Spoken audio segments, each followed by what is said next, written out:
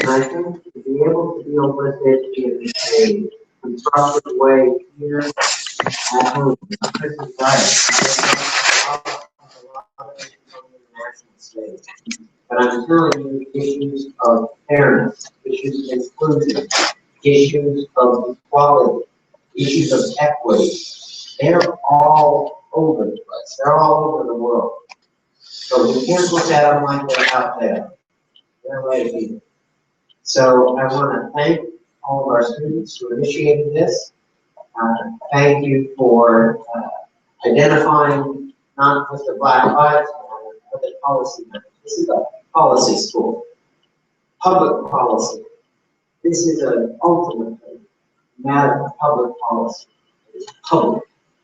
And it is policy. We've got to put those two words together and make them. So thank you for initiating it. Thank you to our guests for coming tonight. And I'm looking forward to a very vibrant discussion. Thank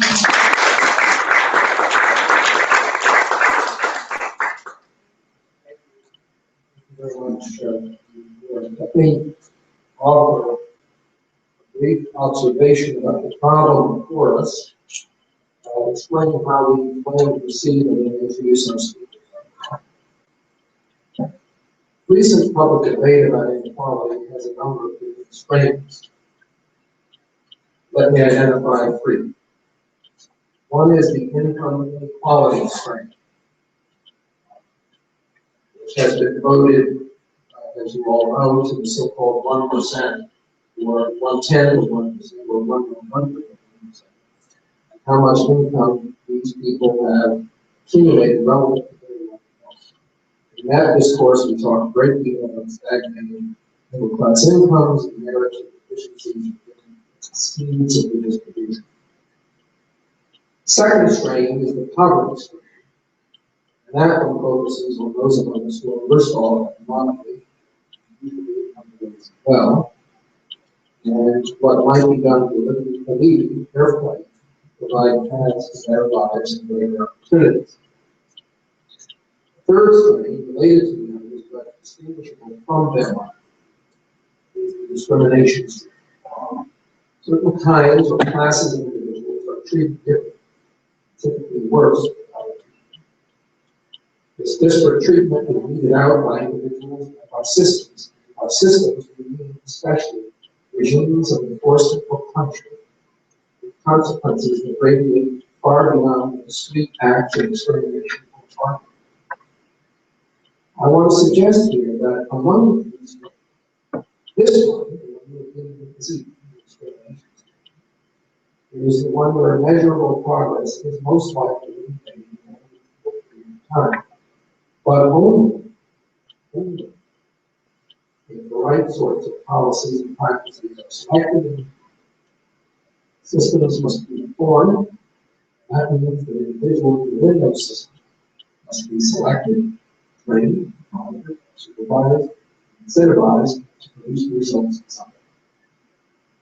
We are here tonight, I believe, to consider together how we make this happen. Reform will not be easy, but it is, in principle, possible.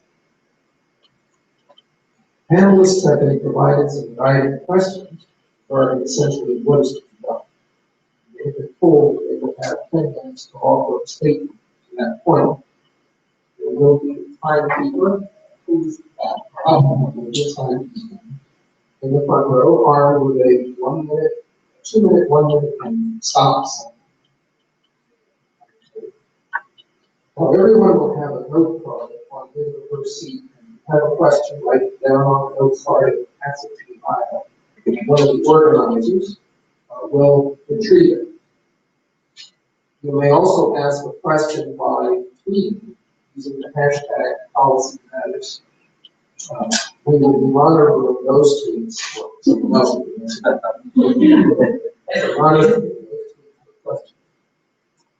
event organizers will synthesize these questions and pass them to me, and then I will in turn ask the panelists to directly individuals approved the question after their opening remarks. People should feel free to write or tweet the question at any point throughout the event. We will be monitoring it. Twitter looking for milk price. During the event, Dr. Ian Harris, the assistant dean for graduate studies in school public policy, will offer some closing remarks. We will have 4 speakers this evening. Let me introduce first and second Jasmine, policy assistant for civil, criminal, and justice reform at the Open Society Foundations. Growing up in Newark, New Jersey, both in New York, she brings her lived experience to the public policy debate for justice reform. She has a track record of promoting systemic change through research and community engagement, from serving as a technographic researcher at the University of Cape Town, Yale University, and as a congressional hunger fellow. She's also a proud New Jersey Seeds scholar and Rosa Parks Award recipient. So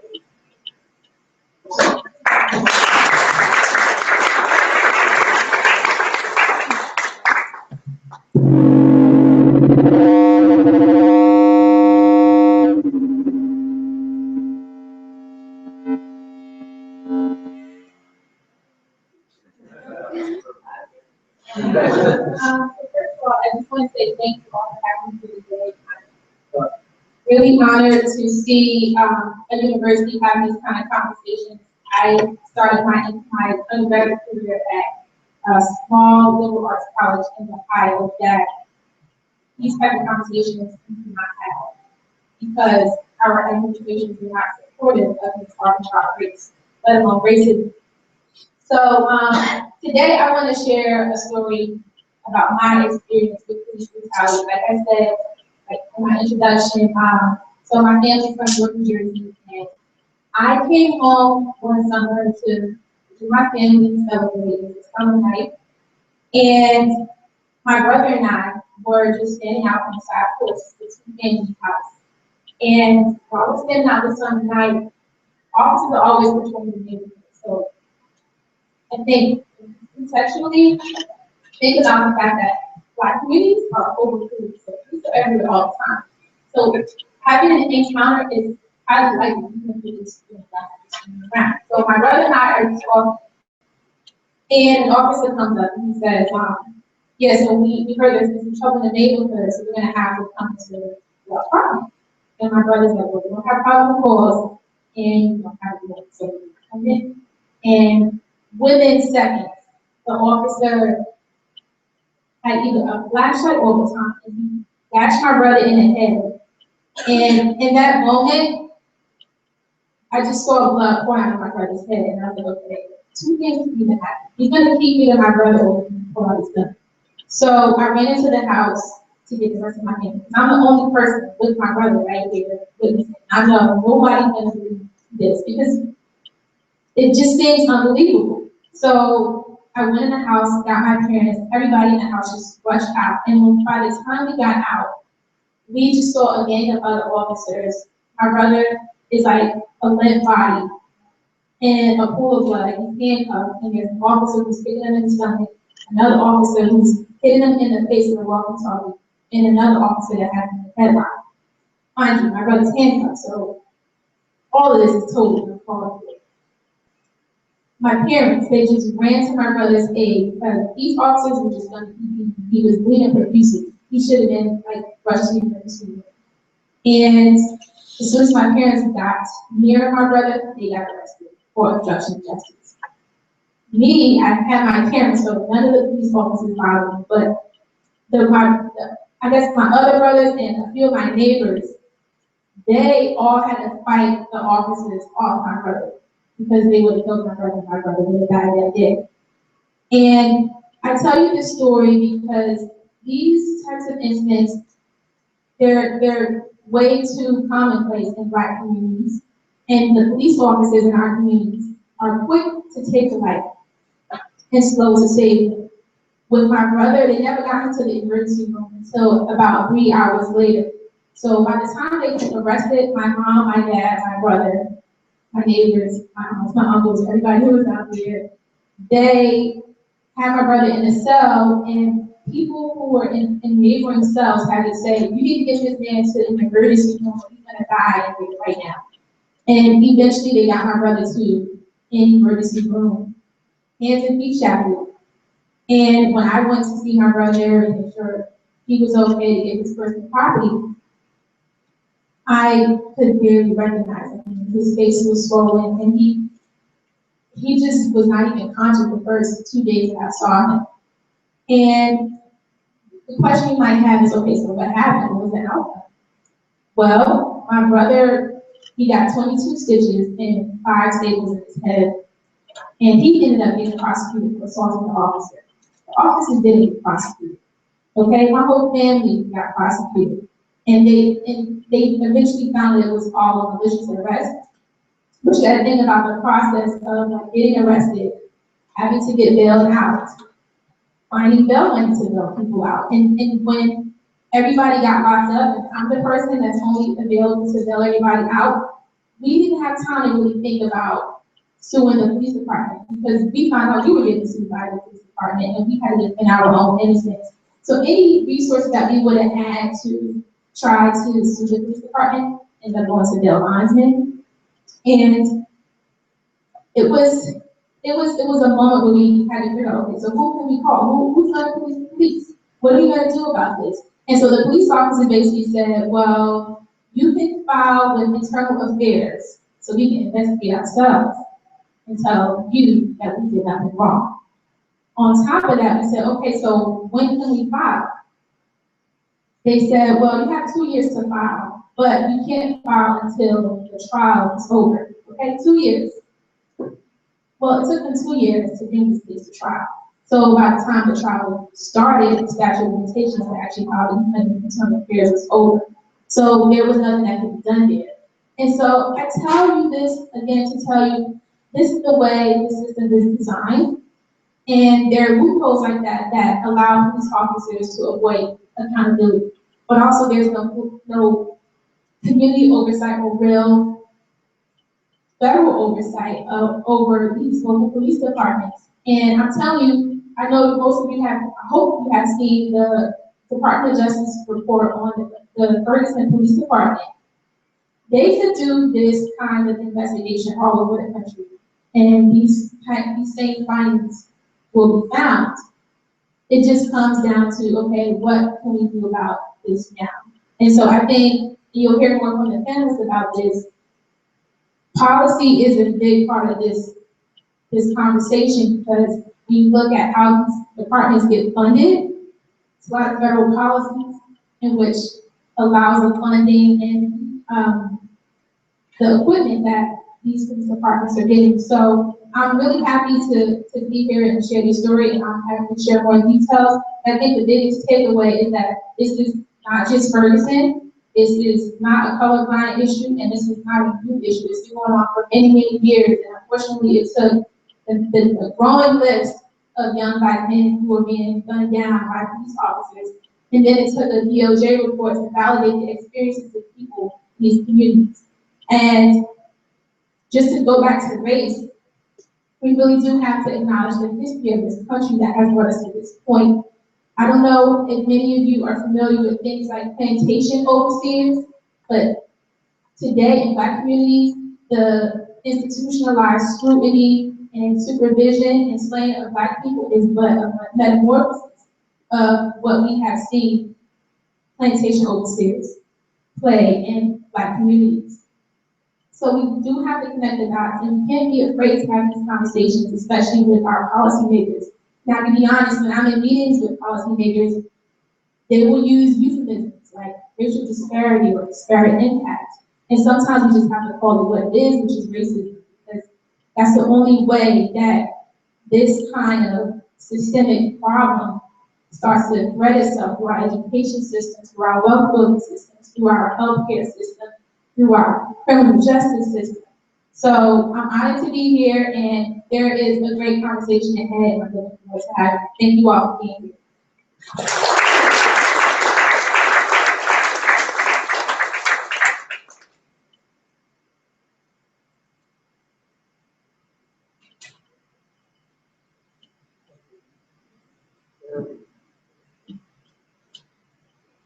very much. It was a very moving, informative, and appropriate way to set up and doing this study.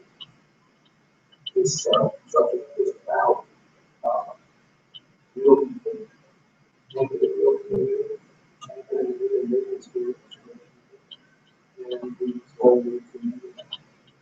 At this point, at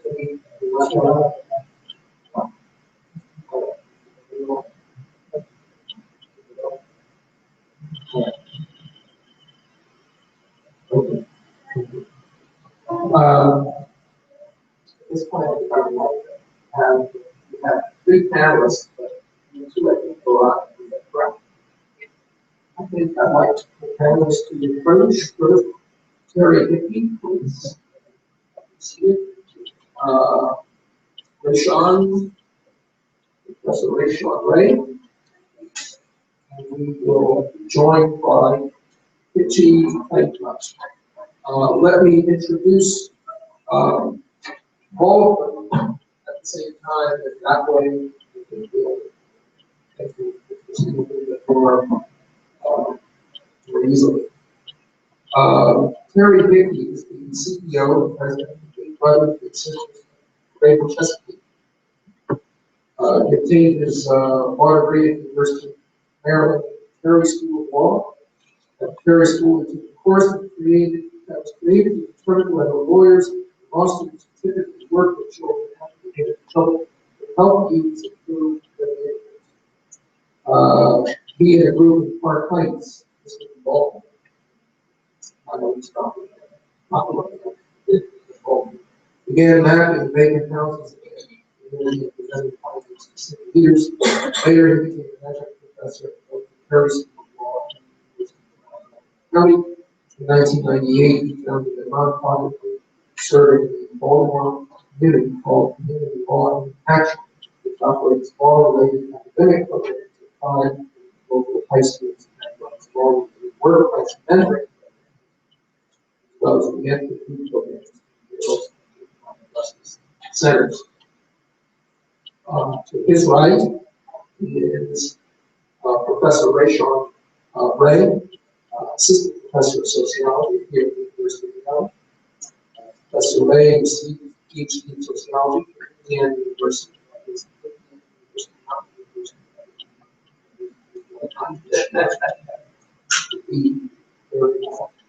Put down upon their state. From 2010 to 2012, Professor Ray was Robert B. Johnson Foundation Health Policy Research Scholar at the University of California. And from 2008 to 2010, worked for the Office of Women's Affairs at the University, focusing on prevention of rape and assault and violence against women.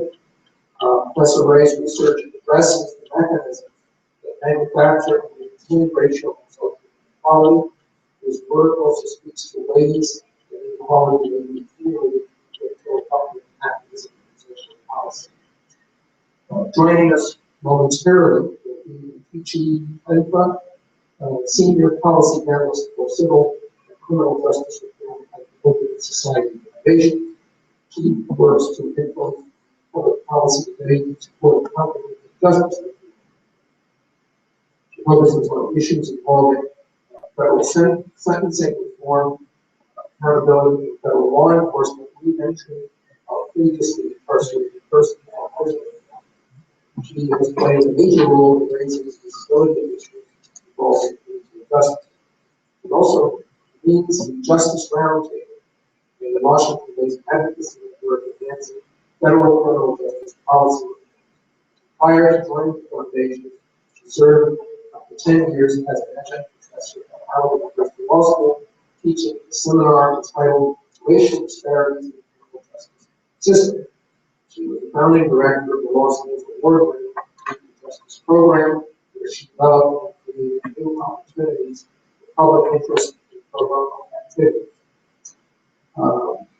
She spent 4 years as legislative counsel for the Americans with Disabilities Union, serving as the principal spokesperson for the ACLU Washington Office of Criminal Justice and Civil Rights Issues. And prior to that position, she was also public policy counsel what if the defense fund work is established? So we are well served by our panel in terms of the credentials that we there. And I think I would like to go in order of introduction begin with Terry. Good evening, everyone. Since taking over Big Brothers Big Sisters 2 years ago, part of my deal was I had to leave the classroom, so this is kind of the next feeling to be back in a room like this. I guess this is, for those of you in the room that are teachers, one of the key testaments. One of my former students at UMBC tracked me down in my new job and invited me tonight, so I guess I was doing something right in the class I taught. It takes a while when you're a younger, I can say younger back then, younger white gentleman from upstate New York teaching a class and problem solving in the urban Black community. It takes about a third of the semester just to gain legitimacy of the topic. And I think the perspective I bring is, I spent my career working with young people and being sort of led by them. So I am, if anything, a storyteller, hopefully a decent one. I was told by a gentleman who runs a reentry program in Baltimore, the best I'll ever do is sympathize, I'll never be able to empathize. And at first I thought he was insulting me, and then I started to think about it, and I realized he's absolutely true. If I worked in that paradigm, I could do more for folks. And so I definitely come at this in a different regard. So I will add a few things to the bio because I think it's important. I started out as an Open Society Fellow. I was in my mid-20s. I had gone to law school, didn't know what I wanted to do with it, loved politics, and thought there must be something. I had moved out of the house when I was young, about 14. Didn't have my father in my life at that time. So it was interesting when I went to law school and started volunteering with kids in Baltimore, mostly young Black males at the time, many of which had recently tried to take some steps out of the gangs that they were involved in. I thought, wow, I have all these same, like if you were just to boil me down to my core elements, I have all the same things you do, but I don't understand a thing. And it's hard to enforce an idea of white privilege on somebody. I looked at it from reverse, because every time I fell, there was a net detention. Every time I had a situation where there was something that could have gone sideways rapidly, somebody was there to pull me back. And I never realized that, because I had done plenty to mess things up, believe me. And working with young folks, I realized the net wasn't there, and there was oftentimes nobody to pull you back. And when I decided to take the job of Big Brothers Big Sisters, one of the things that really got into my head was a national study that showed how many millions of young people in the United States say there's not a single adult in their life that they trust. And we're not talking law enforcement, we're not talking Congress. If you look at those polls, nobody trusts Congress. But these are anybody in your life, parent, neighbor, pastor, somebody that they trust. I decided to do a fellowship and work with young people because I felt the youth advocacy movement in Baltimore had become shockingly like the traditional community organizing Saul Alinsky model of social change. The problem is you can't go in front of a school board potentially making policies based on a racialized system and say, you hate young Black kids, you're racist. They don't get that. They're making decisions based on what's been laid in front of them. They're putting forth policies that were already there that they may not even realize the outcomes. And so one of the interesting things when we got involved in juvenile justice was young people were going out. We fought a jail in Baltimore City, if anybody remembers following that. They were going to build a $100 million building that was going to house 14 to 17-year-olds that were charged as adults, but they were really kids. So they would be kids legally, but under the Department of Corrections, they'd be adults.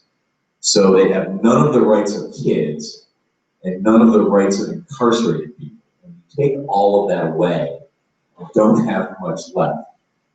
But these are young people that committed on paper serious charges. I was talking to the young lady over there before, and I said my favorite charge was second-degree assault, because second-degree assault translated into schoolyard fight. Any intent to cause bodily harm, which generally these days when kids fight, they want to hurt somebody, is second-degree assault. 3 of the kids in my program were armed robbers. So you really imposing until you realize they had penknives in their pocket when they went in and in very light voices told the cashier at Royal Farms, give me money. Or in some cases even shoplifted and ran out the door. They were caught with a pocket knife and charged with armed robbery automatically as well. So we were fighting this. The problem is nobody was sympathetic. And I went through this epiphany. I thought, we as policy people trying to change laws, we can't come at it that way. And if kids do, they need to have the same tools we do, even if it looks uncomfortable. So we taught teenagers how to read the Maryland state budget, which I figured out at the same time was a great way to teach math, although they found several mistakes. But they walked into budget and tax, and it was a tale, and I think this is so important for understanding where I'm coming from. If you have questions later, you had one group of young people that walked in, and they brought with them a very powerful slavery argument that had been taught them by a group of well-intentioned adults who had been fighting since the 60s. And they were in front of budget and tax saying, you're encouraging slavery. This is another form of it. And the budget people aren't really used to dealing with other human beings. They didn't get it, and they instantly went dark. We had young people coming in saying, here's the number of kids that are going to be served by the facility. This is what it's going to cost. I've never been in a room where more Republicans jumped on board and said, we got to kill this thing. And I spent the next 15 years of my life realizing that young people needed to have the same tools. So when I taught at UMBC, it was about recognizing structural racism. You've got to unpack it. You've got to go backwards and say, where did it originally come from? And young people are really good at puzzles. So when we were fighting that jail, I remember we got a call from the Occupy Baltimore folks saying we want to do a sit-in on the field where they're going to build the jail. And we're all going to handcuff ourselves to the fence. Well, the transfer of property hadn't gone over yet. It was still federal land. Trespassing on federal land is, Mr. Dean, reading your eyes, you know, is a federal offense. Can be a felony. And so never had it been more clear this idea of structuralized racism, even amongst the people trying to make social change. Young men who we were trying desperately to keep out of jail were going to tie themselves or chain themselves to a fence on federal property to be taken in by federal officials or state police. And we said, I thought we're trying to keep them out of jail.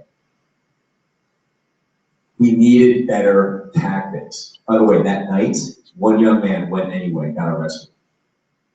17 college students who were also arrested, got community service, were let go the next day. The young man was found to have violated his probation, ended up 5 years in jail for that act of civil disobedience. So if we don't think this is real, the challenge though is, and I guess my take on this tonight for those that want to ask is, those of us that do policy and those of us that want to be on the streets making change, that want to carry signs, that want to fill up Lawyer Square in Annapolis, we have to start working together because that's what we're not doing very well. So I'm here at a policy school, which is great to be back in this environment. But the challenge is I was called a racist by my colleagues on the community organizing side because we wanted to put something in the bill that looked really horrible for our side, but we knew it would get the entire budget bill killed, and we fought for that. And government works together really well. They're great at passing the ball around. I was coming from Annapolis today, and this gets to the what to do about it. There was a bill that was argued for an hour on the floor of the General Assembly today. Does anybody know if you're a juvenile in most states, before you get to a judge, who do you go stand in front of? What's their title? Yes, sir. In Maryland, we have masters. So is there an irony in the language and the culture of our society that every day hundreds of young black men in Baltimore City stand in front of a master and are sent away to secure facilities to be treated? It took an hour to debate the bill. They've officially changed the title to magistrate. But if you get what's sitting beneath that under the surface, the last thing I'll mention in my last minute is the police commissioner of Baltimore City's an African-American male, former professor, Joy Airport, told me the thing that upsets him the most, and to contrast your story, is when a young person is on the street, a police officer in new force goes out, take the child's hand, help them across the street. Young officers still forming opinions, and the mother comes out and says, don't talk to this, I'll leave the language there, cop, get away from him. The cycle's almost impossible to figure where it starts at that point. And that's where we just go on this roundabout again and again. And so hopefully I'll have a chance to do questions to relay some more stories. But if we're going to start to do something about this, we have to start fighting it from facts. We have to start unpacking it together. And we have to stop passing blame and educating to start, which I understand for me is easy to say, but I've seen what it can do over the course of time. So I look forward to engaging you all tonight. Thank you.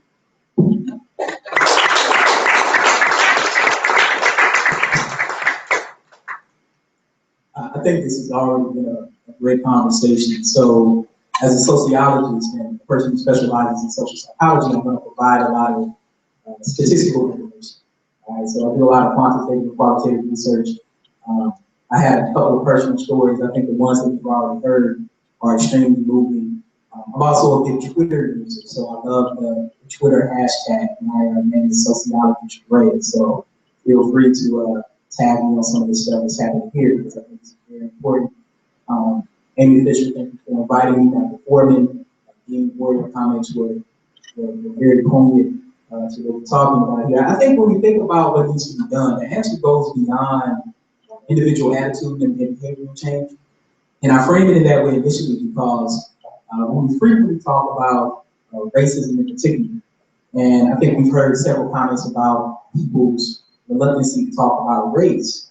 There's nothing wrong with talking about race, right? In fact, everyone experiences race, as we heard earlier. The problem oftentimes is people don't necessarily want to talk about racism, and we oftentimes have a very simplistic view of racism. We primarily view racism as being something that's individual, something that someone does to someone else. And oftentimes that is the case, that can be the case. However, I think in this context, we're also talking about the ways that social institutions are impacted, right? The ways that we see racism operate on a macro level, the way that we think about law, policy, the media, right? Neighborhoods, communities, education. So I'm going to kind of frame things in that particular way. In particular, I think that we need to really focus on the systems and the institutions that disengage individuals through things such as zero tolerance policies in schools, disproportionate sentencing in nonviolent drug offenses, and negative media portrayals in particular. And so what I'm going to do is I'm going to quickly sort of give you an overview of social psychological research on institutional biases, right? And in particular on personal biases, because I think one of the big things that needs to change is fear should not constitute a viable defense for hurting or killing someone. And I think that's primarily what we hear, particularly through certain policies that I'm going to highlight, stuff such as standard ground policies in particular. Right? It's saying that no one doesn't necessarily have to do anything physically to you, but the threat of them doing something, it gives you the ability to do something to them. Right? I don't think anyone's parents told them that. Oftentimes, what your parents would say is if someone hits you, hit them back. What they didn't say is someone scares you, hit them back. Right? So I mean, at a fundamental level, that's what we think about. What we know is that from social psychological research is that individuals perceive Black males as being more violent, more promiscuous, unintelligent, less ambitious, less nurturing. The psychologists have found that whites are more likely to perceive Black men as more aggressive and describe actually having a similar fear of Black men as they do of snakes and spiders. And I think for many people in this room, people have a fear of snakes and spiders, and there have actually been psychological studies to show that, right? Studies also show that individuals are more likely to pull the trigger of a gun quicker on an unarmed Black man than they are at times on an armed white man, right? And I think we actually have seen actual examples playing out in our country that speak to that fact. In the case of Mike Brown, there was something particularly important. Officer Wilson described Mike Brown as being demonic, right? And he compared Mike Brown's height to Hulk Hogan. I don't know if you all watch wrestling or not, but it's something that my grandfather still watches religiously.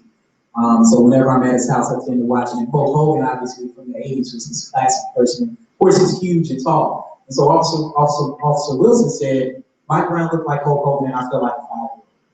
Right? How does that make sense when both men are 6'4"? And Mike Brown he was a big man. He was like 280 pounds. But Officer Wilson is about 220 pounds. 6'4", 220, that's a big man. Right? It's still a very big man. So what would possess a person to all of a sudden say that the person is a demon and that I feel like a 5-year-old and this person looks like Hulk Hogan? Well, I think in many ways what it speaks to is the ways that individuals superhumanize Blacks, and place extraordinary attributes onto them and make it seem as though they have like magical powers, right? And of course, if you're like me and you like scary movies, then you know that there's only really one way to really kill a demon, right? Either you unload your clip or you potentially cut the head off, right? I mean, because demons just keep picking up, coming after you. And I think that's important for us to really think about, because this is how the officer who killed Michael Brown described him, as a demon, right? So in that case, this person isn't human anymore. And there's only certain things that you can do about it. And I think this also carries over, because I think it becomes important to link this to what happens throughout the life course, right? How people talk about the school to prison pipeline. This is how it comes about. African-American children, or preschoolers in particular, represent 18% of the preschool population, but they represent 42% of preschool suspensions. Now, I don't know about you, but I have a 3 and 4-year-old. I don't really know what they could do that will warrant being suspended from school. Right? They do a lot of stuff. They jump off stuff, they hit stuff, they take off running, they yell and scream, they fall down on the floor. But getting suspended from school is pretty harsh, right? And not only that, we have 3 and 4-year-olds getting arrested, getting thrown out of school at 3 and 4 years old. How do you think that they're going to end up interacting with the police later in life? So I think what we need to tackle first is, we heard this slightly earlier, is that we don't have really good information about statistics regarding police physical interaction with citizens.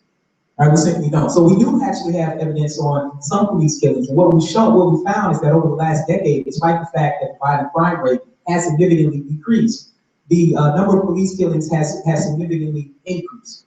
So I think a lot of people would assume that crime has increased based on how the media presents things to us. And turning on the news is so depressing and frustrating, because for the first 30 minutes of the news is so negative, that it makes it seem like there's a crime happening at every single corner, despite the fact that that violent crime is actually decreasing. But what we know when it comes to individuals interacting with the police, Black males are 21 times more likely.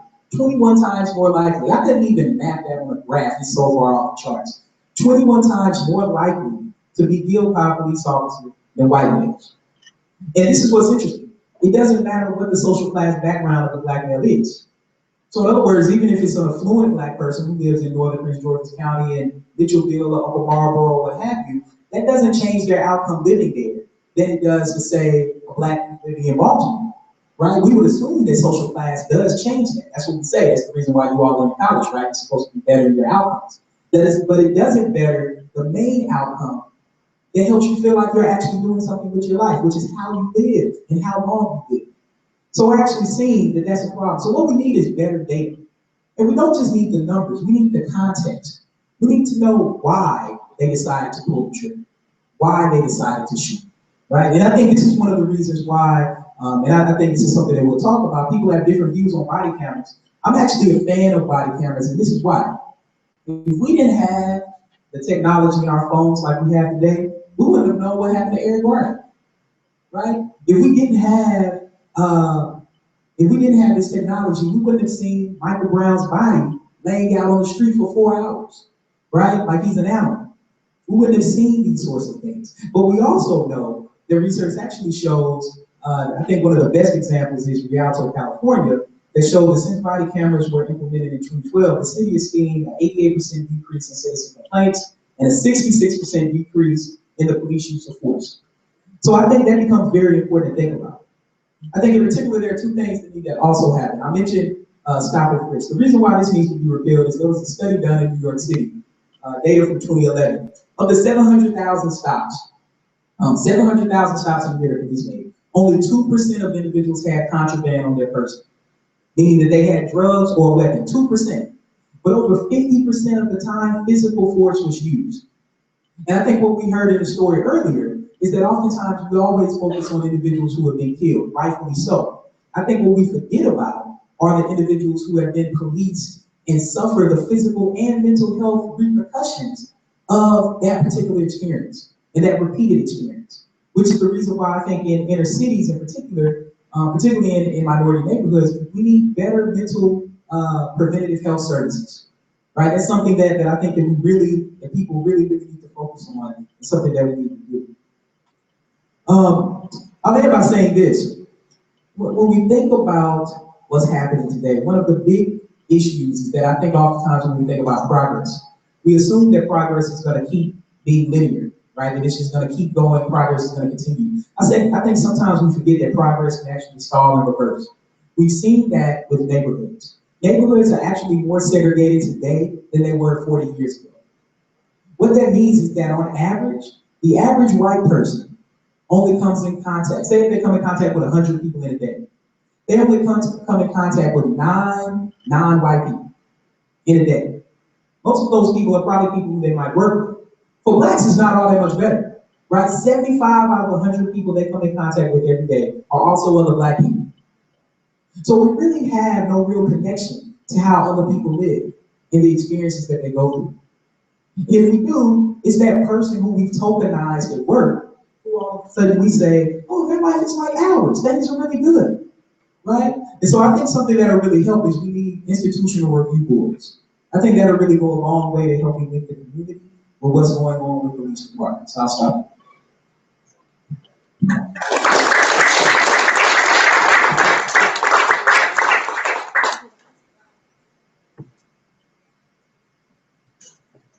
We're going to filibuster until our guests up there speaker. So sorted out.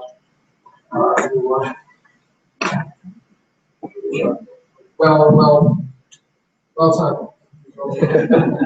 So let me just, in fairness, give a sense of constraints of 10 minutes for a opening remarks. We just heard from our other speakers with respect to perspectives on the problems before us. And get some water. Water's probably. The time people will be there to your left.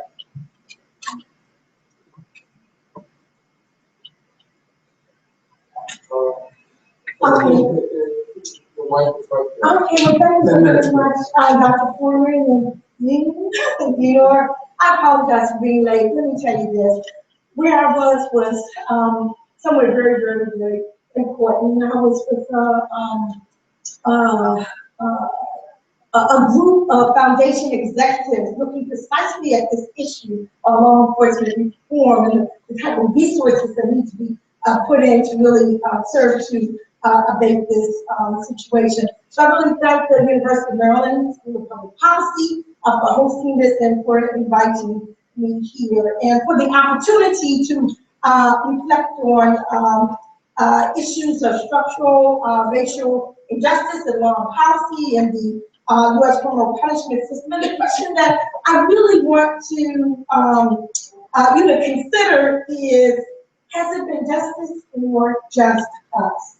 In 1963, Commissioner of Public Safety Bull Connor used fire hoses and police dogs to control black demonstrators and their allies. And that same year saw a hung jury in the trial of the person who viciously gunned down Medgar Evers in his own driveway. It was also the year that 4 little black girls were blown to bits in Sunday school. 50 years ago, the police and the Klan worked hand in hand. It was overt, it was direct, it was in your face. Today, 50 years later, the United States has moved beyond overt racist lynchings and explicitly blatant discrimination as the order of the day to institutionalized and structural racism and mass incarceration as its punishment, of course. Indeed, prior to the advent of the civil rights laws of the 60s, mass incarceration was not a factor. I mean, why focus on a prison system? Why focus on due process of law when we had a lynching system? You know, so what does a bird's eye view of these last number of decades reveal? It reveals, in my humble opinion, a seismic shift towards the destruction of a race. That's the system of mass incarceration and structural racism decimates not only individuals and families, but generations of black people as well. Year after year, century after century, decade after decade, although the players change and the scene shifts, the script irrefutably remains the same: unequal justice. It doesn't matter whether we're talking about vigilantism or police brutality or prosecutorial abuse or court processes. As for race, Blacks have been subjected to a double standard of justice. The groups, the names are legion. I won't even go through any of them because I know my assistant, Jasmine Mickens probably touched on some of these cases. You know them all because they're all in the paper. In fact, they're popping up so fast right now. I mean, every week there seems to be new and different incidences that I can hardly even keep up, you know, with the names. But we're talking about stops and arrests based on racial discriminatory profiling. We're talking about police misconduct and brutality, the abuse of prosecutorial discretion and decisions of charging and pretrial detention. We're talking about a skewed system of plea bargaining, lack of diversity in jury pools, the improper use of filtering challenges to remove blacks from juries. We're talking about increasingly harsh and unconsciously long, lengthy mandatory minimum sentences, the racial application of the death penalty, legalized discriminatory treatment based on one's former felony status in employment, education, housing, public benefits, in the franchise. So it's not surprising that after the civil rights era, we see the advent of more and more punitive criminal punishment laws, which have caused the rate of incarceration to astronomically soar. And the laws today are often not intentional, but rather institutional in nature, where disparate treatment is codified within the structural fabric of social institutions and manifests without the need for a specific person to perpetrate a discriminatory act. We're talking about statutes, rules, policies, procedures, practices, operating alone or together that disproportionately impact people of color. The racism of today is subtle and structurally embedded in police departments, in prosecutorial offices, and courtrooms. And it's found in laws that look fair, but does nevertheless have a racially discriminatory impact. And as I'm bringing this to a close, I talk about overt racism being dead and structural, but oh my gosh, when I read the investigation from the Department of Justice of the Ferguson Police Department, oh my goodness, this is overt. This is in your face. If you took just a little glance at the emails, the discriminatory, racist, stereotypical emails by guardians of the law, it would really just make your bones shudder. There is light at the end of the tunnel. Also, this is the interim report of the President's Task Force on 21st Century Policing. You probably through all of these already, but this light at the end of the tunnel. The task force listened to community groups, listened to law enforcement, listened to academicians and the like. And as part of the listening, they incorporated a lot of the recommendations that were made into this document. In fact, 59 concrete recommendations with pillars dealing with building trust and legitimacy, pillars dealing with policy and oversight, technology and social media, community policing and crime reduction, police training and education, officer wellness and safety. The seeds, the embryonic beginnings of what we need to transform our law enforcement system is here. This is just the seed. All within this, they talk about alliances with academic institutions to help to train officers to, you know, just they talk about academic institutions to do a lot in the federal government helping to fund some of that. So you might want to look at some kind of collaboration between University of Maryland School of Public Policy and some of these efforts to reform the system. I'm not quite sure about my time, but I think it should be up. You are absolutely, oh my goodness gracious, that is absolutely a first. Okay, well, I'm saying within policy and oversight, we're talking about issues dealing with use of force, we're talking about data collection, accountability, we're talking about incentivizing, there's skewed incentives right now. The Ferguson Police Department is not just isolated, and trust me, it's not. But revenue is generated based on extortion, you know, basically from the residents. That's not how a system is supposed to be operated, but that is what is happening here day in and day out. What needs to happen? We really need everybody to first learn about these issues. okay? And to look at international standards as well, even though many times we're not respected, US courts, et cetera, we need to know what the community of the world nations say about these things, say about use of force, say about standards of conduct for law enforcement, just see just how we as a nation, measure up to that. I was chagrined when the Department of Justice failed to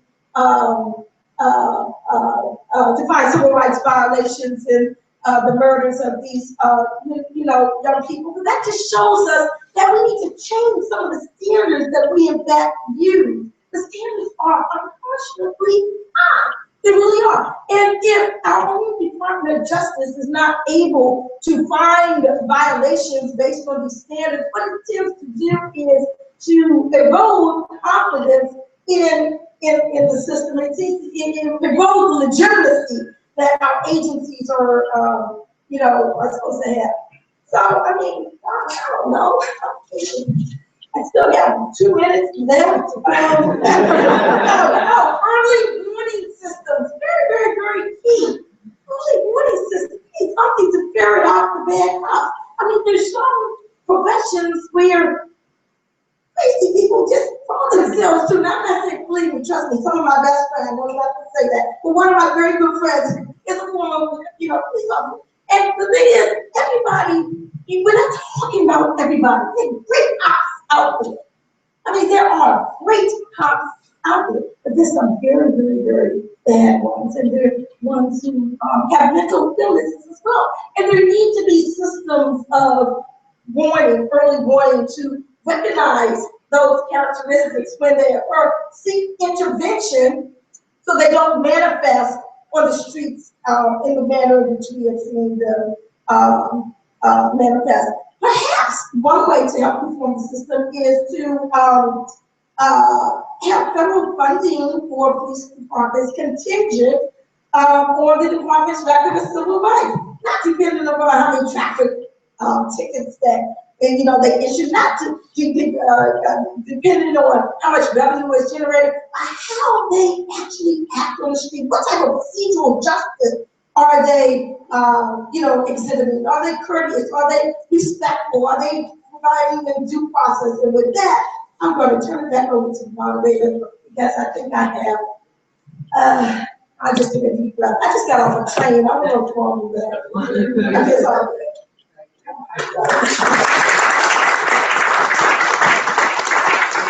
As an instructor on my superiors in fact, people continue to submit their questions that are still open. I have a couple of questions that have come in. I will pose first question to Professor Ray, which is written as follows. We talk about the need for data with respect to police interactions, but we are seeing data about school to prison pipeline without significant reform. How do we bridge that gap? Question of the school to prison pipeline. Yeah, that's a good question. So first off, we always have to actually define how the federal government and local jurisdictions view data versus how, say, academics view data. So one thing I've learned working with policy folks, during my time with RWJ, so I do qualitative and quantitative research, right? It's something about numbers that really matter to people. Numbers don't lie. So oftentimes what happens, particularly with race research, we have a lot of really compelling and interesting qualitative data. We don't always have the quantitative data to match it. So this is why what I'm suggesting, and oftentimes we don't have it consistently and over time. So what I'm suggesting is that we have actually a federal mandate that standardizes the information that's collected. So for example, when a police officer comes into physical contact with a citizen, what we should have at that time is a standardized report that the officer will fill out, that then is compiled and collectively housed in a repository where policymakers and academics and scholars can actually go in and analyze these data over time.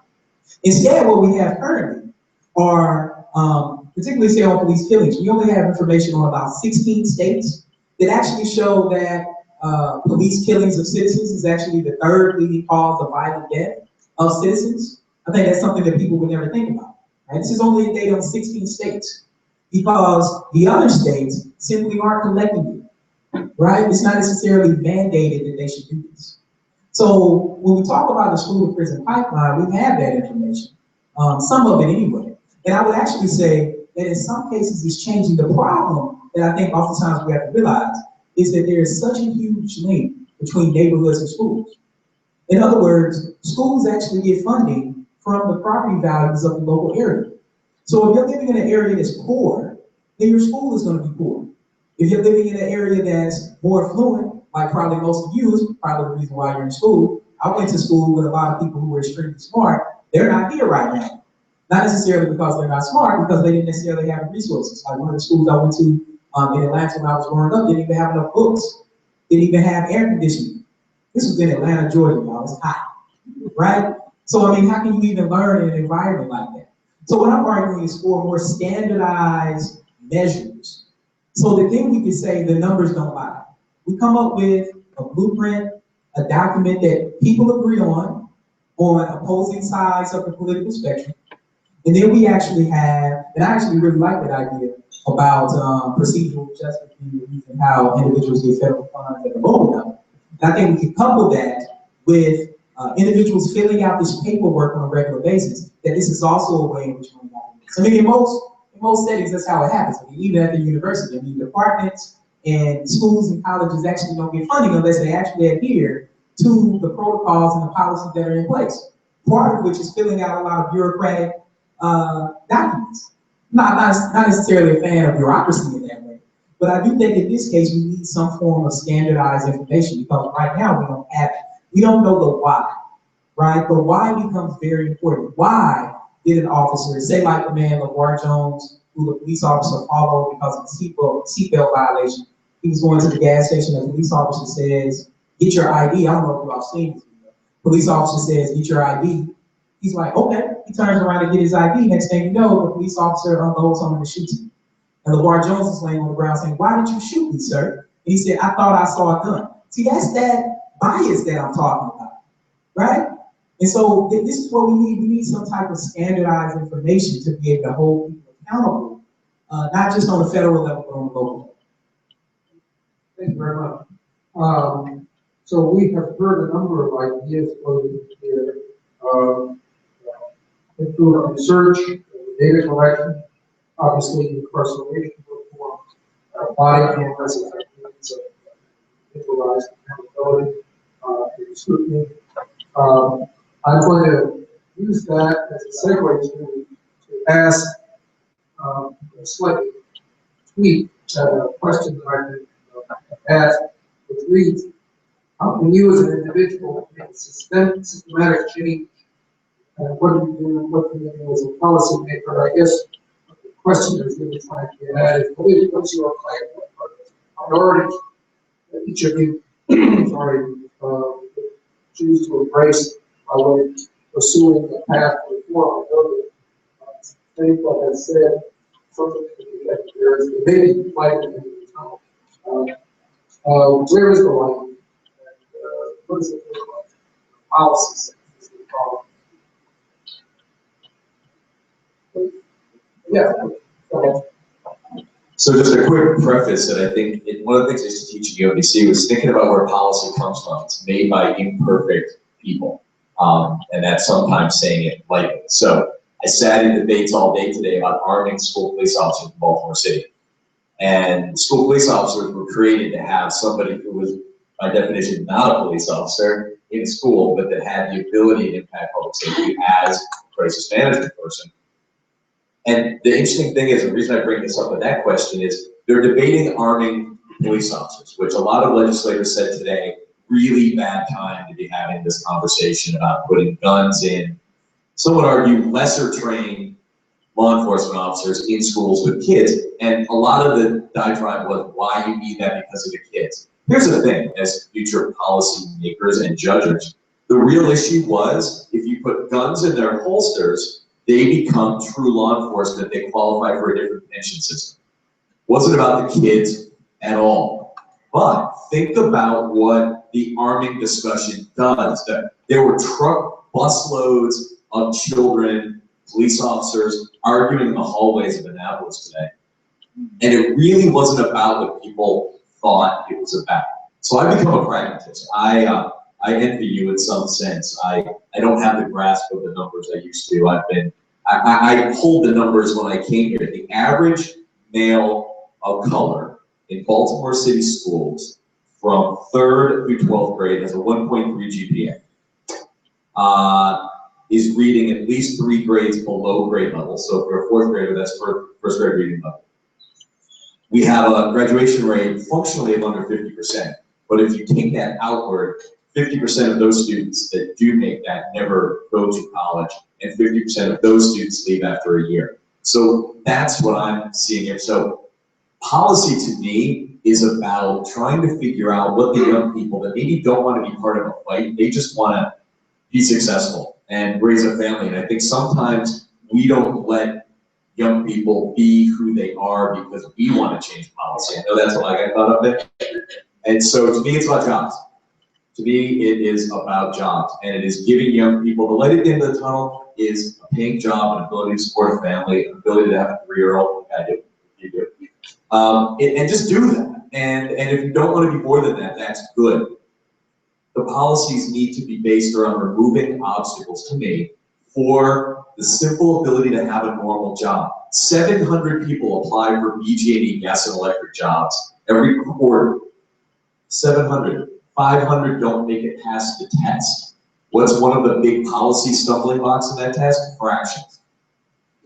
It's a $50,000 a year starting job for somebody. So to me, policy is removing obstacles, but listening to people who have them. I think there's a whole other element of law enforcement. There's fires out there that have to be dealt with and put out. But I don't want to forget on the back end, the young people of color that are just trying to get to tomorrow and do it responsible. Well, wait, how are we going to help them?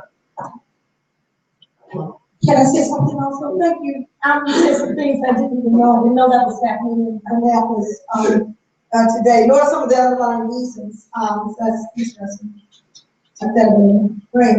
But there's a law enforcement concept known as broken windows, wherein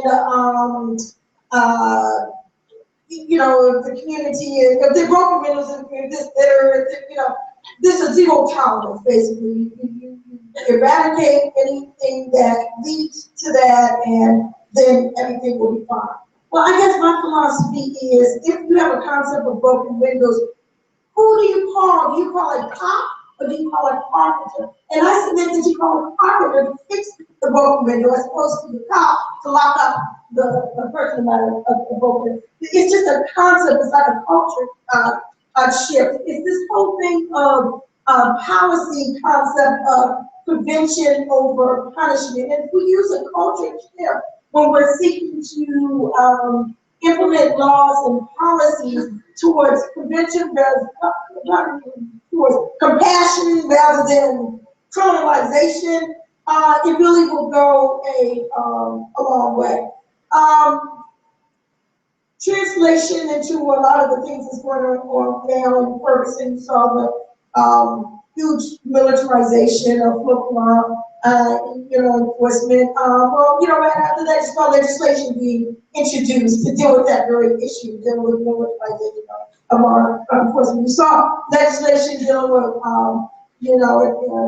body cams and things along those lines. So a lot of times what happens in the community, on the streets, or what makes the news, does in fact result in efforts to change policy. I will say over the past couple of years, there really has been a shift in policy from the administration, from the Department of Justice, in terms of trying to change and shift some of the policies of the past. And because you're really talking about changing minds and hearts, in addition to laws and instructions and regulations, oftentimes it's more aspirational than it is, actually happening in the back. But that is the first step. I've got a couple of questions that are related, so I'm going to blend them together.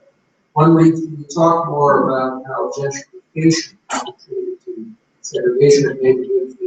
The second question that asks, given the heightened segregation of neighborhoods, how plausible is it to make an effort to recruit more police officers from within the communities that they police and the need to create, of course, a more representative police presence?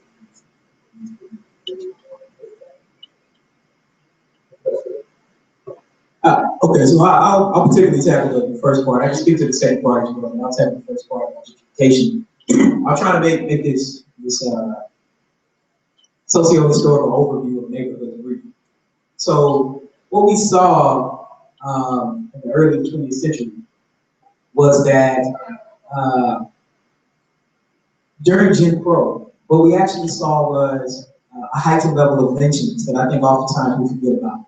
In fact, it was so high that throughout several states, Maryland being included, pretty much in every county below the Mason-Dixon line, someone was lynched, and at least one person was known to be lynched every single month, right? The level of fear that they put into people is the same type of collective memory that people have when they saw Mike Brown's body laying in the street, right? So I say that to link this up. Now I'm gonna do this quickly. What we saw at that point were Black people in the South who were disenfranchised because they didn't get that 40 acres and a mule that they were promised when slavery ended, but instead, slave owners were actually compensated for loss of property, the bodies of people who were doing this type of stuff. So individuals moved north, right? They went to Memphis, they went to St. Louis, they went to Pittsburgh, they went to Philly, they went to Baltimore, they went to Detroit. You see, it's a pathway when you look at the United States map, right? So individuals were able to get jobs in these cities. What happened at that time, so then we fast forward to the 60s, all right? And of course, this is coupled with something that we oftentimes forget about was the Great Depression, which was definitely a Great Depression. I mean, the unemployment rate was the highest it's ever been in the United States.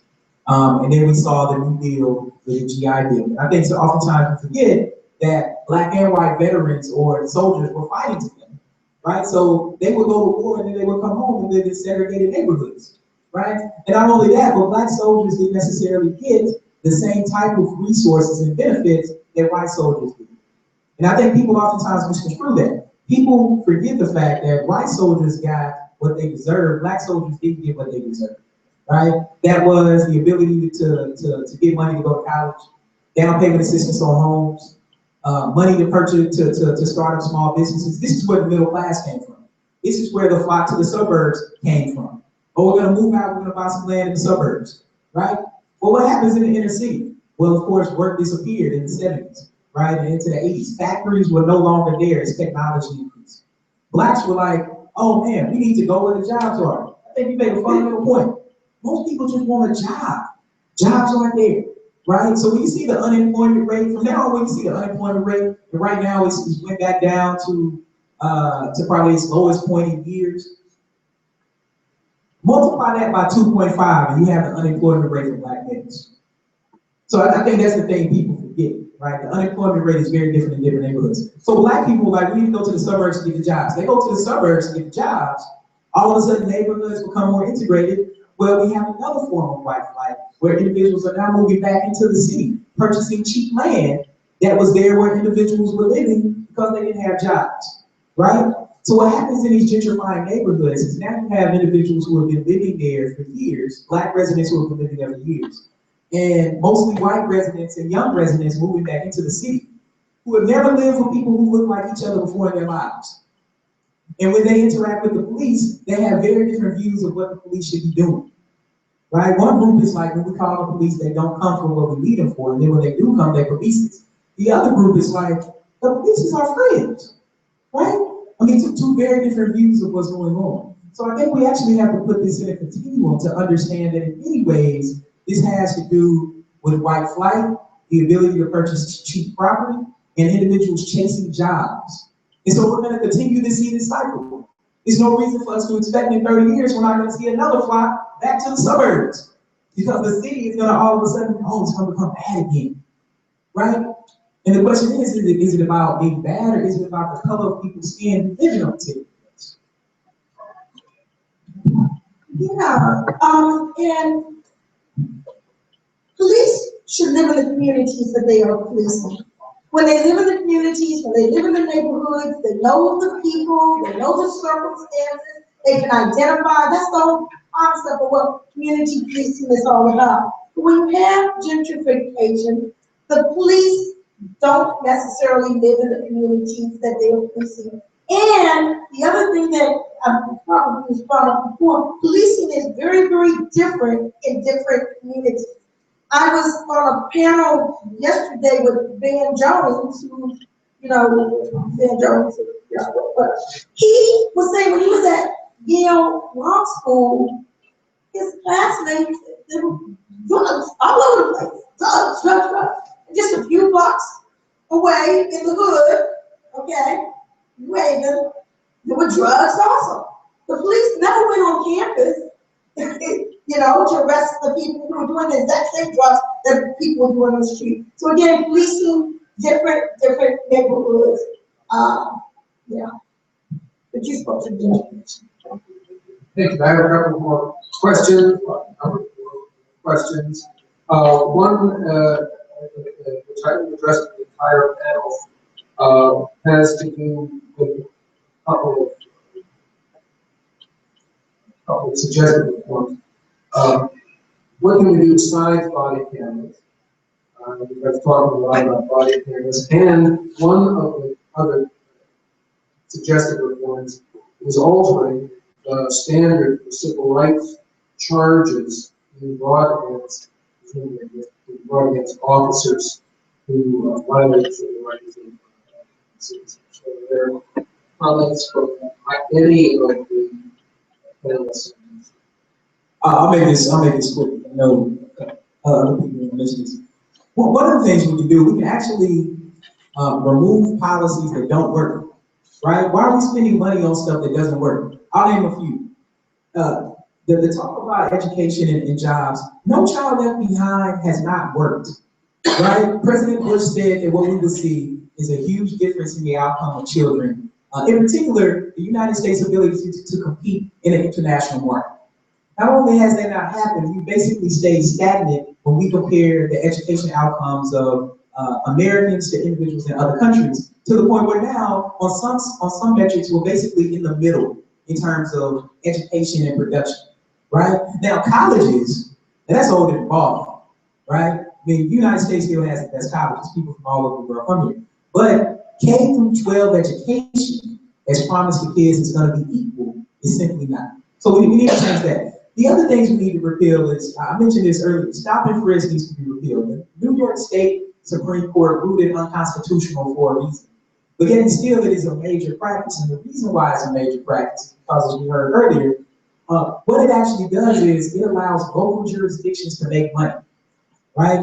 In other words, we stop people for small infractions, they get a $15 fine, but oh, they don't pay. I'll give y'all a great example, several of you all are probably in this boat. You get a toll going from, you know, Maryland to New Jersey because you ran out of cash. And then you get the bill and it's $25, and you wait a month and all of a sudden it's $100. And you're like, oh man, let me go ahead and pay this. This is the ways in which money is being made and certain individuals are being targeted for that sort of thing. Stand your ground also needs to change. Individuals whites who claim stand your ground compared to blacks who claim stand your ground, the whites who claim it are 4 times more likely to be found not guilty for similar types of crimes, right? Or similar types of occurrences. I mean, obviously, if they're found not guilty, they got off. But some individuals have actually died. And then we also heard this earlier, juror selection is a big one. So people who are lawyers, who want to be lawyers, we have to figure out a way to change that. If neighborhoods are so highly segregated, and they're choosing individuals from a county or a particular area to represent, say, 12 individuals on a jury, and it doesn't necessarily look like supposedly the defendant's peers, then all of a sudden we have a huge problem. Because you know, like I know, the whole point is to get people on the jury who you know are going to think the same. And then you play to their biases. That's what the lawyers do. That's what they're paid to do. So I think these are things that we can change where we're spending money on to reallocate it to places that might work. See, was there any I'll take it real quick. So I'll go to the body camera piece, which is something we're about to adopt, I think, in Baltimore once they get done with their legal planning and privacy issues and everything else that's chunking through. So anybody who's taking a criminology course knows, basically people decide not to do something bad for one of two reasons. They don't want to get caught, or they make a moral judgment not to do it. And everybody sort of falls somewhere on that spectrum. Well, I see body cameras as being on that one end, which is you're not really changing the relationship. You're not changing what's going on in the mind or the heart, if you will, of the two people interacting. You're just raising the risk of getting caught doing something bad. And so I work in an industry which is mentoring, which isn't necessarily seen at the front lines of social change. But we're doing something right now, which is having police officers in uniform go into school and mentor a child one-on-one. Eat, play, read. That's simple. Go have lunch, talk about the day, go shoot some hoops, or go read a book. And I think that you've got to do counterbalance. We can change policy, we can make laws, but at the end of the day, it's about relationships between people, right? And you've got to normalize that. I once believed, there's been countless articles about how bad the Inner Harbor is in Baltimore City, and these hordes of barbarian children shooting each other and stabbing. You ever see the police in Baltimore City on the 4th of July? It looks like an encampment. And I always thought it solved the whole problem in Baltimore City by hiring young people to be undercover, polite kids who would walk up looking like a Baltimore City youth does, walk up to you and say, "It's really pleasant to see you tonight. Thanks for visiting Baltimore. Take care now." Because if one kid yelling something in front of you can change somebody's entire perception of every youth of color in Baltimore City, what would one polite kid do? And sometimes I think at the root of policy, you do know, the entire 70s, 80s, and 90s, the entire policy schema around charging youth as adults and hypersensitivity to youth predators started with 5 youth in Central Park that allegedly raped a woman. In a year, we changed the entire paradigm of juvenile justice for 5 youth that had coerced confessions. They eventually caught a homeless gentleman. At least today, and this is my last Annapolis vignette, they were debating the Police Accountability Act. It used to be, at least 20 years ago, I see a paradigm in which we used Ferguson to figure out what all the people of Ferguson did wrong, and we got to somehow change law. That was the paradigm. At least now, it isn't perfect, but at least we're starting to look at how to create better policy. I'm gonna speak to the other question, dealing with the altering of the standard, with respect to, finding police officers guilty of serious, violations. The problem is, the standard is an intentional, you have to prove that the officer intentionally, violated the person's civil rights beyond a reasonable doubt. Very, very high standard. Why? Because it's very, very hard to prove intent, okay? Which is why I'm also calling it looking to international law, the International Convention on Elimination of All Forms of Racial Discrimination. The CERN Act recognizes impact as opposed to intent. You know, today, very rarely you're going to find a police officer or prosecutor or whatever say, "I intentionally banged his head up in the wall because he was black." I mean, you're not going to find that because everything mostly these days are structurally in institutions. So altering that standard will go a long way, decreasing that beyond a reasonable doubt to maybe clear and convincing evidence, taking away the intentional standard in order to allow impact, which also allows a pattern of policies and practices. And on the front end, in terms of other things, we talk about body cams and blah, blah, blah, are also some strong whistleblower protections. You have this huge, infamous code of silence within police departments. Very, very hard to break through that. And a large reason is, listen, if there were protections for people within police departments who see wrongdoing and then talk about that wrongdoing, that will go a long way.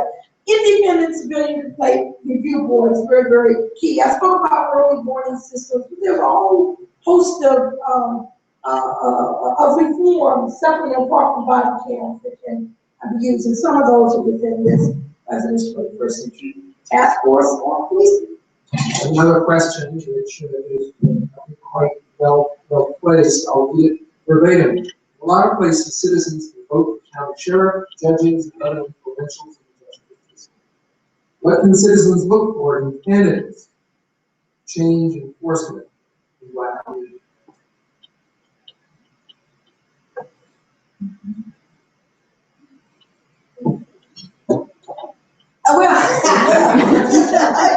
Excellent question, yeah. Well, you know, for one, I think people should look towards the mindset of the candidate. Seriously, are they someone who is looking at the situation from a punishment point of view or from a prevention point of view? And that goes across the board. That covers a lot of things. I won't even go into all of them, but it covers a lot of things. So part of that, you know, someone just looking for a lock 'em up type mentality, someone really looking to provide treatment for people who might be substance abuse, you know, abusers. You know, like somebody else tapped that. Don't, it's too tough for me.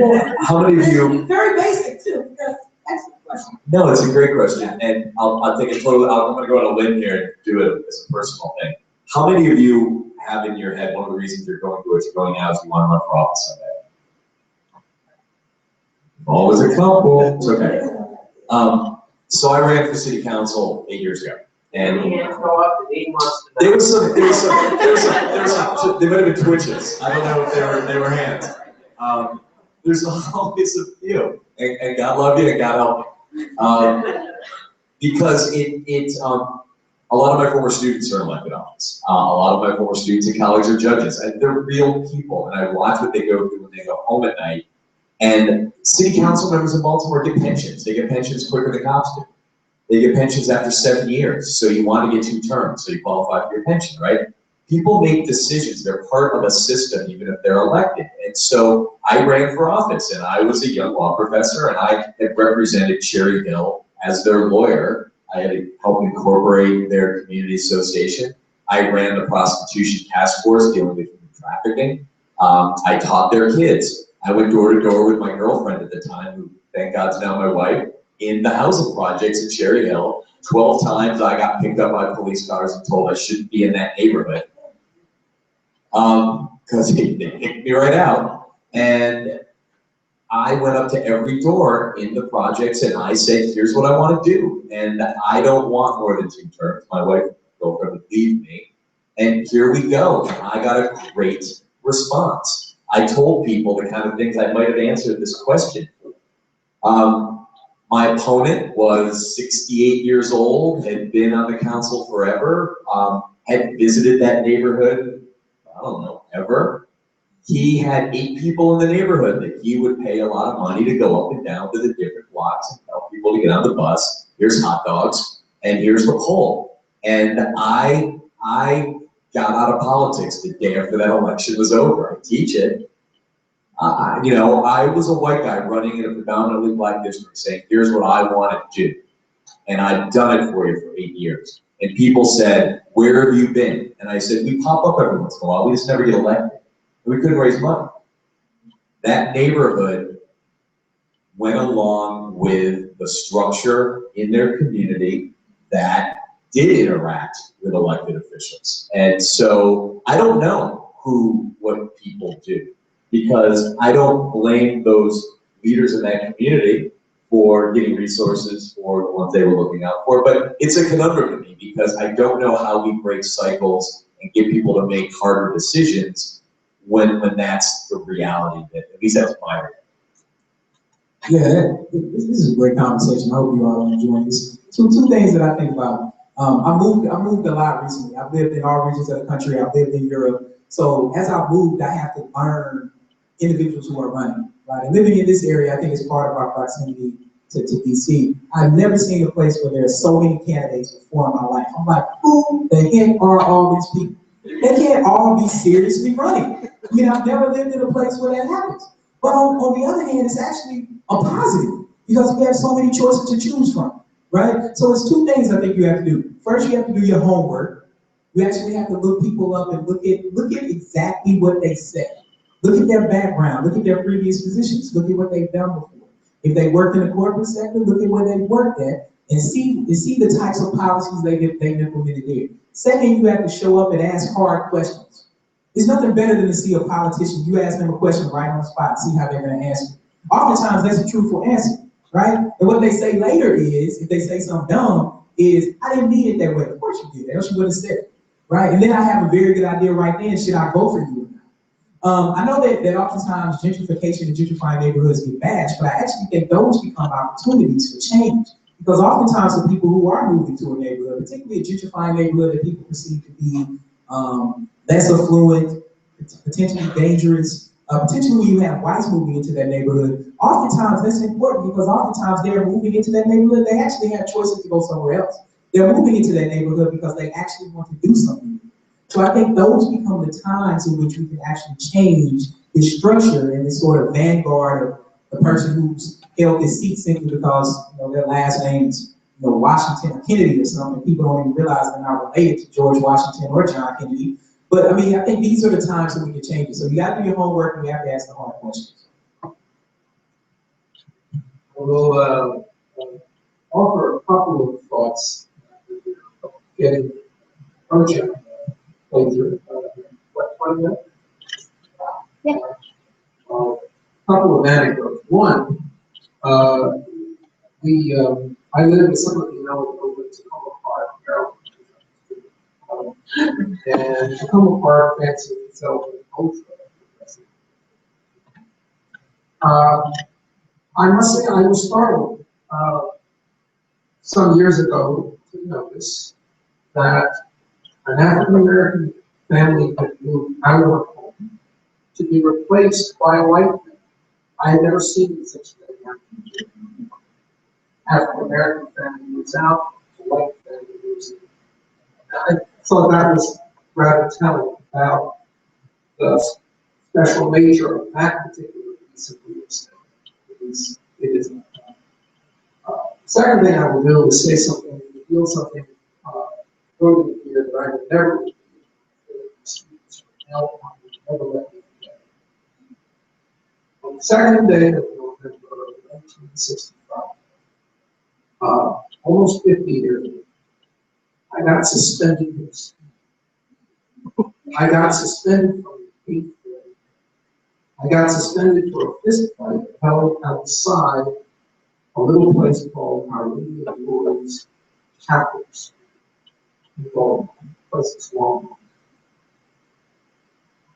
I thank my lucky stars that the individual who broke up with me was a Roman Catholic priest and not priest. And I also don't have that response. Someone has posed a question, a somewhat different thing, about using the terms slavery and racial horror. Hot button language. Let me pose it to you this way. Some people have said here this evening, that racial hierarchy, the system of criminal justice and justice enforcement in this country has acted to maintain a system of, if not slavery, racial hierarchy of groups. What do you think about that? Yeah, well, I presume making reference to Michelle Alexander's book dealing with the new Jim Crow. And yeah, her parallels are very apropos in my humble opinion, particularly when you look at the legalized discrimination that occurs after one has been convicted of a crime and served their sentence, yet they still face a double standard with respect to housing, employment, benefits, the franchise, I mean, you name it, similar to the system, the double standard of justice after the enslavement period in terms of the Jim Crow law. So that's where a lot of that analogy comes from. A lot of people don't want to recognize that because it really is the big elephant in the room. I'm talking about the issue of race. Race is the elephant in the room, and many times we don't like to talk about it, we don't want to address it, and we don't want to have anything to do with it. But it surrounds just about everything that we've been talking about today, everything that's been going on in this country in terms of the unrest goes on until we really forthrightly deal with these issues that have lingered since the time of the period of enslavement. We're going to continue to do this. So I'll say it this way. I think if we don't remember the past, we're oftentimes destined to repeat. And unfortunately, we have a history in this country of racialized slavery. And unfortunately, that racialized slavery has a legacy. And part of that legacy that came out of that was individuals' ability to purchase property, the other individuals' ability not to, certain individuals' ability to run for political office, the other individuals' ability not to, some individuals' ability to start up businesses, other individuals' the ability not to. Following that, we also have the Homestead Act, which allowed, and the policy actually read that white individuals could purchase land out west, mind you, land that had already been given to Native Americans after they have been displaced in the South and put on the Trail of Tears heading west, and I think oftentimes we forget about. So, and just to give one anecdote, I grew up in I'm originally from Murfreesboro, Tennessee, obviously I'm Southern, and given my accent and how I say y'all. But Vanderbilt University, which I think everyone is familiar with, the ways in which that family got money, of course, that is, I think Anderson Cooper's great-great-great-grandfather or something along those lines, is through the Homestead Act of purchasing land out west and then putting the railroad on. That's how Vanderbilt made his money. And so when we talk about slavery, but I think people then miss the connections with the Homestead Act. I think people then miss what happened with the New Deal. I mentioned the GI Bill, I mentioned Social Security. I don't think people realize that Social Security excluded two main occupations, farm work and domestic work. 75% of Blacks worked in these occupations, right? So the GI Bill was important because 8 out of 10 men born in the 1920s were drafted to war to fight in World War II. 8 out of 10 men. These were 80% of American families. They come back. The Black families who fought did not get the benefits that led to the middle class, all these things that I talked about. Social Security, the same way. 75% of Blacks were excluded from Social Security. I'm pretty sure everyone in here has a relative who gets Social Security benefits. There are some Black families who don't get it, or at least their elderly relatives don't get it. I think sometimes we forget. Dr. Foreman just mentioned 50 years ago was not that long ago. So we talk about slavery, but it's more about the legacy of slavery.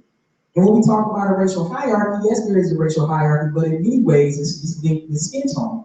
And not just in the United States. There was a recent study that looked at least 50 countries around the world, showing that individuals who had darker skin had less outcomes.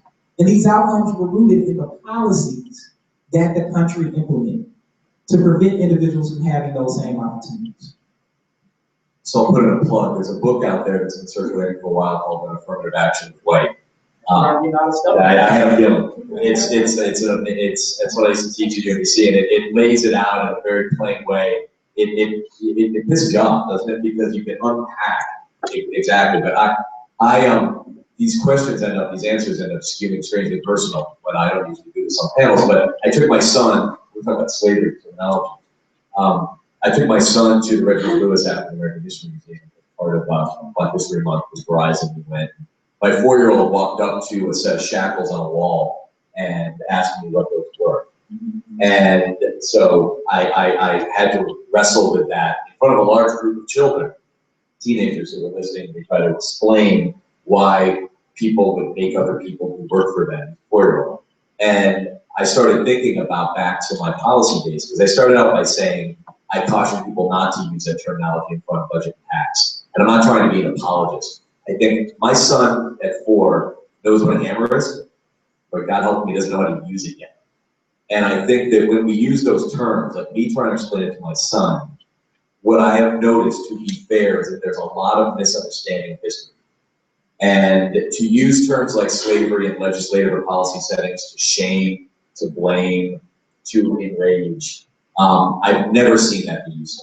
It doesn't mean there aren't times to use the hammer. It doesn't mean there aren't comparisons to be drawn. And the people that are passing away every year in our communities that live some of these things that our kids aren't talking to and aren't learning directly about what it was like. I can't conceptualize. I can talk about systemic parallels, but I think we need to know when to use the tools. We need to be disciplined, and we really need to learn history before we start trying to make policy. I have one final question from the floor, which is the wealth gap between black and white America a factor in mass incarceration, or are they separate?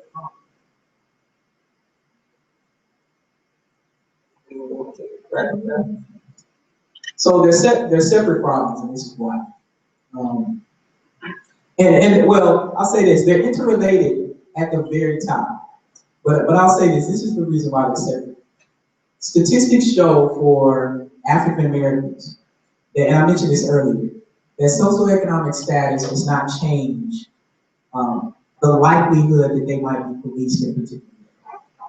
Right? So these things that we're talking about don't change if you're black and fluent. In fact, if you're in a place like Madison, Wisconsin, or Bloomington, Indiana, where I went to graduate school and it's 4% black, that could actually hype you, right?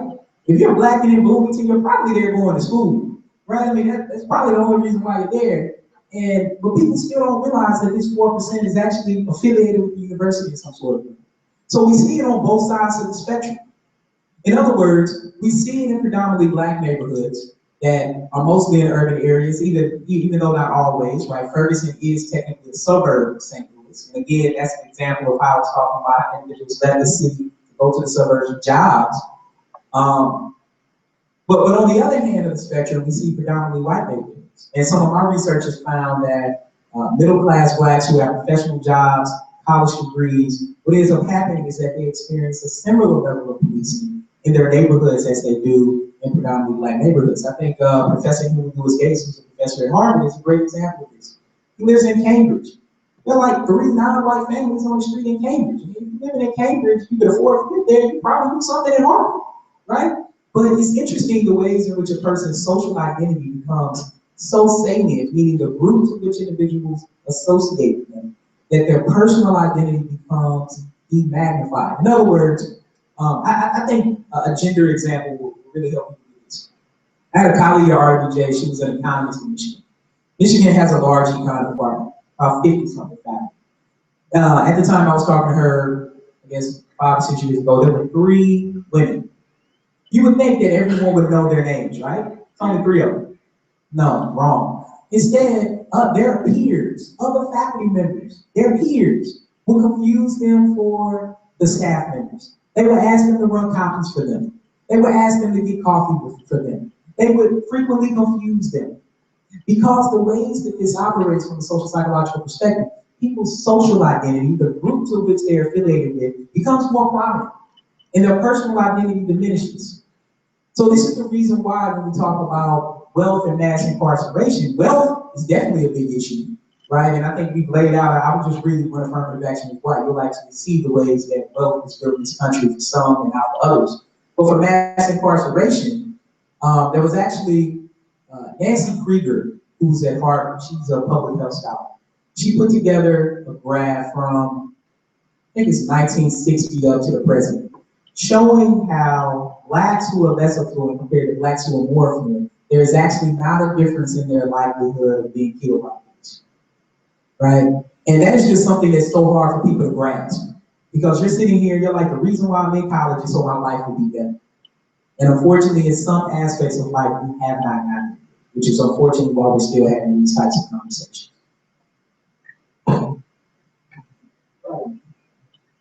My initial knee-jerk response was going to say, yes, it is connected with wealth and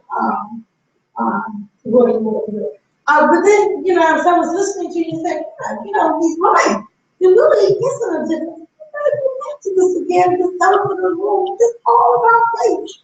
And I have to take just exception just a bit, but I know what you're saying because I'm a senior policy analyst. And I know what the polls show, and I know what the the communications folks say and the focus groups and all, don't use race. You before the legislature, don't bring up race as a non-starter, etc. But you know, it just does something to me personally as an individual, as someone who went to grade school during the 60s where race was never dealt with, slavery was never mentioned in the books unless it was one little sentence that was very derogatory. And you need to look at just what that does to the humanity of people who, you know, this is a part of American history, it's a part of U.S. history. And I would submit as budding public policy people out there, we gotta figure this out. How do we deal with these issues that are central and integral to the history of this country, of this nation, and translate it into policies that will have a you know, positive impact? And how can we do it honestly and address and affirm everybody's humanity as a result? I don't want to not have to be able to talk about my history because it might offend a legislator. How can we change the paradigm so that we can be honest with ourselves and really get this stuff? I think this is reasonable facing all what's going on in the streets. I put an excuse to say this one last thing. I couldn't quite figure it out, so can I just say, and I'm sorry, you all, I only watch, well, now 2 TV shows, and I got addicted and all like that. But I don't know, people, several type of people that watch a scandal. But, you know, popular culture sometimes mimics what's going on out there in society. And that last issue of scandal, if anybody saw a high-heeled, well-dressed Olivia Pope down in the streets, negotiating, she just come from last week being held as by terrorists or whatever, international. But in the inner city, dealing with a black man whose son was just murdered, who's sitting in the street, hoping his dead body and trying to hold off, you know, the police. There was a whole lot in that, you know, episode. I just wanted an excuse to say that, you know, a lot of times, public culture, but there is an impact in terms of what's going on out there in real-life society and, you know, what Hollywood seems to portray. For those of us that have DVR'd and are going to binge watch this season, it's over now. I won't go back into that because I think that that's a whole great discussion that we could have. I think if you want to get involved in a conversation in which I think race is being talked about in a straightforward way in a policy discussion, and if you factor for wealth, is the clearest disparity I've ever seen in policy discussions is around the intake of juveniles. If you factor out wealth and the conversations going on nationally about the incarceration of kids, I think that's where some of these, the confluence of race, policy, and neuroscience, and what kids are all about, and the impact of trauma, that's where I think we're having some very, racism causes trauma, which causes a change in the way you develop. So you can't avoid real conversations. We're changing kids' brains by traumatizing them for the first several years of their lives. So get involved in those conversations, and I think it's the purest form of what we're talking about. Before I go on, Dr. Nina Harris, who's the assistant director that closed for us, I was wondering if I could ask for a quick lightning round of a minute or two where each of you highlights the policy reform you would like, or one of the policy reforms you each like to see.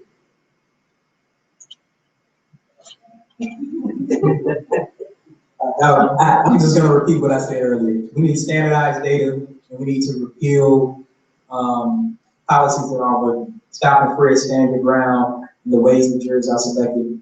I'll use this last 30 seconds to say, even though we're talking a lot about policy stuff, and I love the fact of how you brought up interpersonal relationships, because as a person who comes from a single parent household that's never seen his father before, if it wasn't for programs like Big Brothers and Big Sisters, I put me in, and I'm still in contact with my big brother to this day. He was at my wedding with my godfather and my grandfather.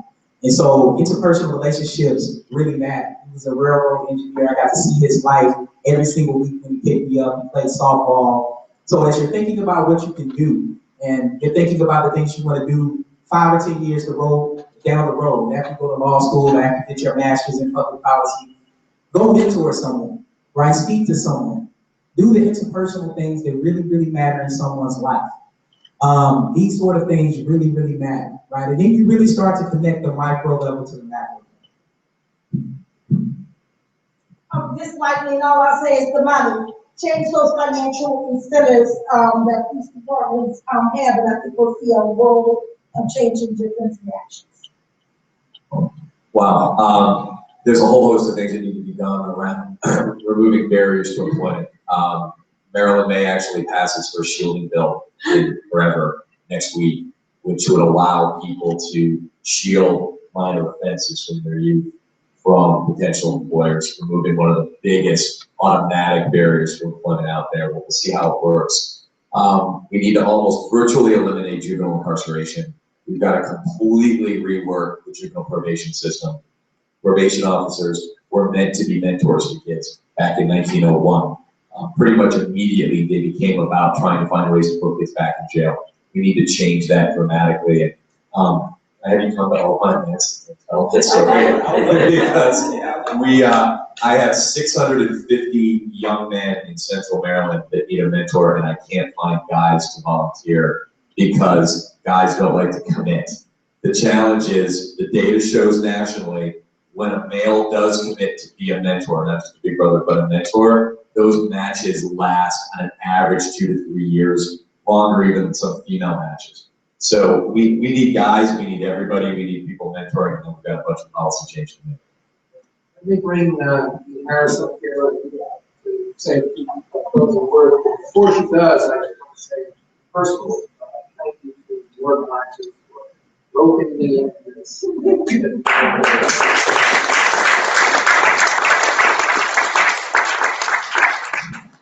And I will be brief because scandal comes on in 3 minutes. And I am a fan. One of the co-heads. This has been enriching. I was part of the original conversations with Amy and Shami's. I served as the school's diversity officer, so they had an initial conversation with me about whether or not we should even do something like this. I'm glad we got to this point where we decided yes, and I had a conversation with Dean Ward, and he said, yes, we must do something like this. We talk about things like this in the school. One of the things that I feel as a school now is I feel charged. We need to do something. We need to do better. We need to have this conversation. I'm glad you pointed out how close this is to our history. I was raised by a mother who grew up in Alabama picking cotton. So I'm one generation away from a cotton picking mom who didn't go to school until November until cotton picking season was over. And I have 3 degrees. So there's progress on my part personally, but there's a lot of work to be done. Because I also have a string of younger cousins in my family who are part of the system and victims of what's happening now. So I can see the dichotomy in my own personal life. I know we have work to do. I'm glad the dean is here. I'm glad our executive dean is here. We have faculty members here. We have staff members in the school. And I'm walking away with the charge that we need to do something to make sure that you guys are prepared to deal with the world in the way that you can, or else we'll recycle a bunch of policymakers who won't make policies that will be effective for change. So I feel charged. I hope everybody else in the room feels charged. I hope we make it home in time to watch Scandal. And thank you again on behalf of the Maryland School of Public Policy. I thank our panelists who are traveling. Thank you for making it on the train for a very important event. Keep doing great work. Thank you. Thank